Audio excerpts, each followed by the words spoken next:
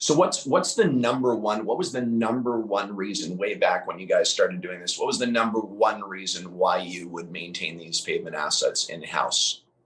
Mainly for the increased quality, the ability to take our time and do it right. When we would hire out in certain markets, the only option was a guy that came in with a spray truck that you had very little control. Was he going too fast? What kind of mix was put in that truck before it arrived? So we did some research with a really good company that did all the paving, does all the high level paving, and he would refer us to the people that did the crack filling and the seal coat. That wasn't his business. And he basically shared with us like the flaws and his special mix that was a lot thicker and better with some hardeners and more sands. The guy was really an expert. But when we took his direction and gave it to the third party contractors, they basically said, yep, we're not going to do it like this. You're right. This is good. This would be the way to do it. And if you want me to spend all week with my entire company at $25,000 at your community, we'll do it this way. Otherwise, go buy equipment and do it yourself, because then you'd be in control. You can, rope off a small, 20 by 200-foot section and keep it roped off for 3 days while you seal coat the heck out of it, crack fill it carefully, and take your time and do it right. And it was a way better quality than, the companies that would come in, do an amazing job, knock it all out in one day. But unfortunately, the next year we had to do it again. When we started doing it ourselves and taking the time and using a proper mix, we get 3 to 5 years, it seems, Right. before we need to do it. And you've got to be saving a lot of money by doing it yourself as well, correct? If we put a pencil to it, maybe it's hard for us to figure out, because the labor and manpower we've already got on hand. So we're not attributing those costs to this project. But we material wise, definitely I think we're, saving some costs, but it's probably not a huge savings as much as a much better quality job, a better value for the long run, because if you're, maybe you're paying about the same amount, but you're getting 3 to 5 years instead of needing to do it every other year. Exactly, exactly. And that's one of the things too, when I'm speaking with a lot of national accounts that we're dealing with, and multi-property locations, what we find is it's quality. The quality is so important because one is you're going to prolong the pavement assets, the lifespan of the pavement asset. You're going to keep it safe, and also the curb appeal. So there's the three check marks that kind of get checked through that Yes. process.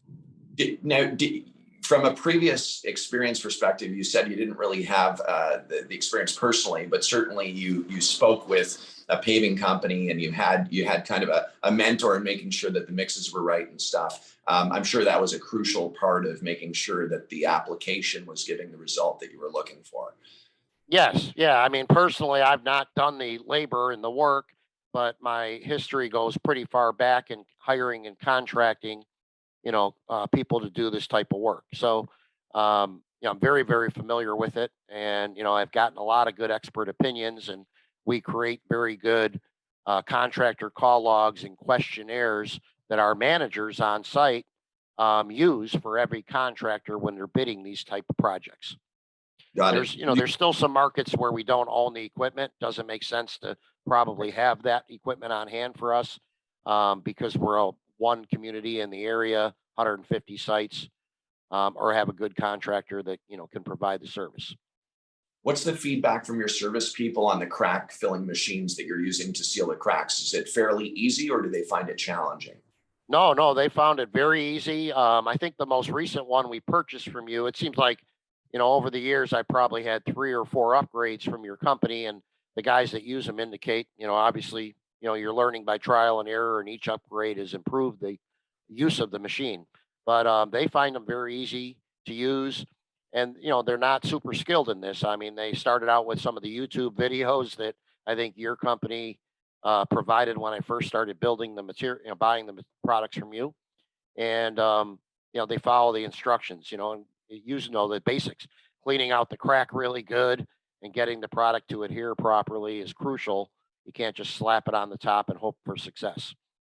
Yeah, that's a huge tip for anybody watching this too. I mean, the crack preparation is so important. I kind of say it's like putting crack sealing on top of a dirty crack is like putting a Band-Aid on Vaseline. It does Yep. not work.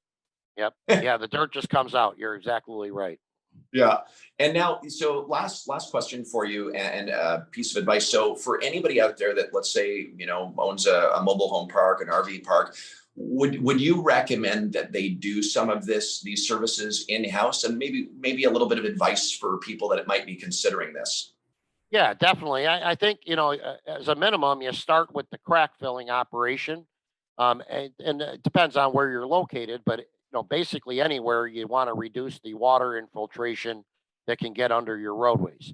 If you're anywhere where that water infiltration freezes, you definitely want to fill them cracks and keep them filled as much as possible and stop that from happening to extend the life of your roads. And then I would personally ease into the seal coating.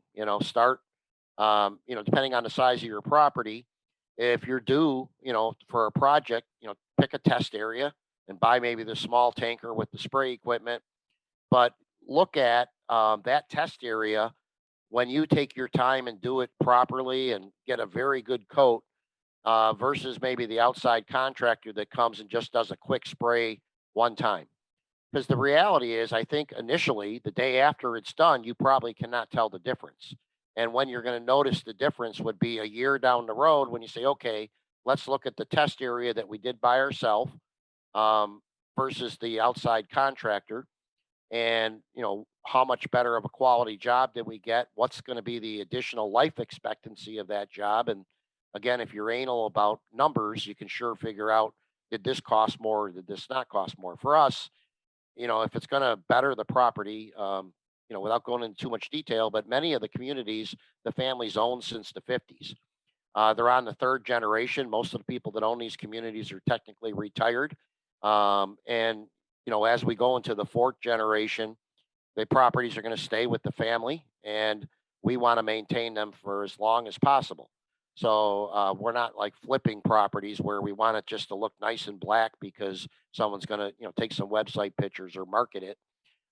We want to keep these roads forever. And the replacement of roads, when we get to the point where we didn't maintain properly and we have to, remill and replace, is outrageous. So I'd love to spend 20 to 40 grand a year maintaining my roads rather than, spend $1 million replacing them, or, one property were about $2.5 million to put all new roads in. It's a no Yeah. brainer to spend 30 to 50 grand there a year to maintain them forever.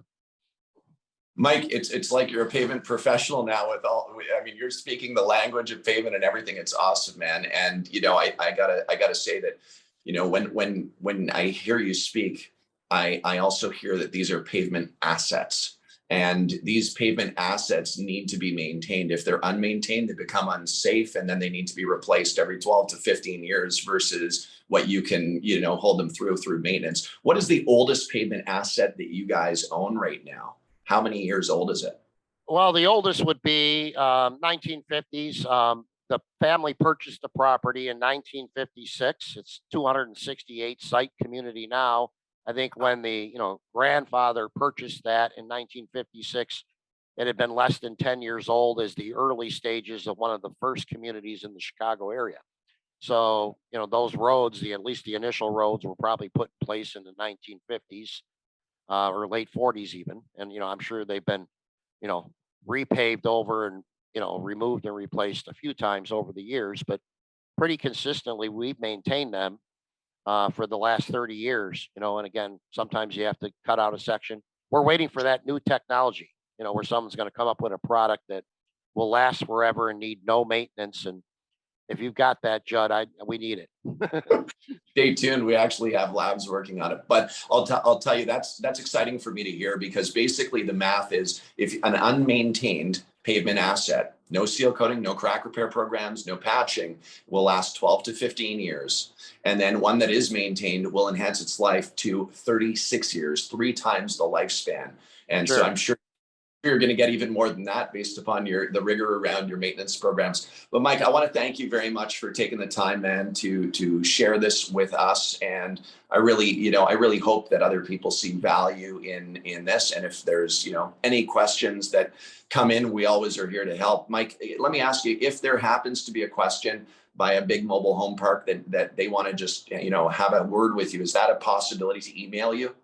Yeah, that would be fine. I mean, I don't give out my email address to everyone, but if you have someone specific, that has some questions, I'll be more than happy to assist. I don't know if I mentioned any of this before or if you've looked into it, but and a lot of it with the COVID's kind of died away. But some of our trade shows that our industry has, the biggest being probably MHI, which is in Vegas most years. Then there's one down south in Mississippi. Louisville is another big one that's most Januaries. I think it's virtual this year, but those type of things would probably get the word out to a lot of the upper level operators. When you're communicating with the managers in the communities, this sounds like a lot of work to them compared to hiring a contractor. So they might not be all in like I am, when Right. I say, listen, I want to protect the roads forever. Yeah, maybe we're, going to generate some savings. But more importantly, it kind of helps the managers don't realize that in the field, if I give them one extra maintenance person all year, because that's an extra person to help the 3 or 4 months we do road work or other major capex projects in house, it benefits them consistently to have that extra person. So it's kind of a catch-all. Good point, definitely. And we're excited too. We're gonna, as things kind of hopefully get back to a bit more of the new norm, I guess I'll say, or the norm. We definitely want to go to some of these trade shows, and we're thinking about putting up, a booth and be an exhibitor with, let's say, the RY10 Pro crack sealing machine, a crack cleaning machine, and some rubber, and just have it very simple and basic, because that's the reality, is that it's much easier to seal cracks than it is to seal coat. Hmm. It's a and so, it's kind of a doorway to getting used to this DIY, do it yourself type pavement maintenance program. And so that's really what we want to do, is introduce it as simple, basic, protect your pavement assets. If you're going to do one thing, seal the cracks, Yes. and Yep. then so water gets in those cracks, erodes the foundation, as you said, and it destroys the integrity of the foundation of the asphalt, and it starts to create potholes and all kinds of decay. But yeah, Mike, man, thank you so much. Love your background, and know that I'm always here for you too, man. If there's anything at all, just reach out, and I'm always here. I've got your back. Sounds good. Appreciate it, Judd, and appreciate you've always got good response. Rory, who I think I've dealt with since I started with your company, is always taking great care of us. Thank you so much. Appreciate you, Mike. Have a great day, and keep in touch about a trip down. You too. Take care now.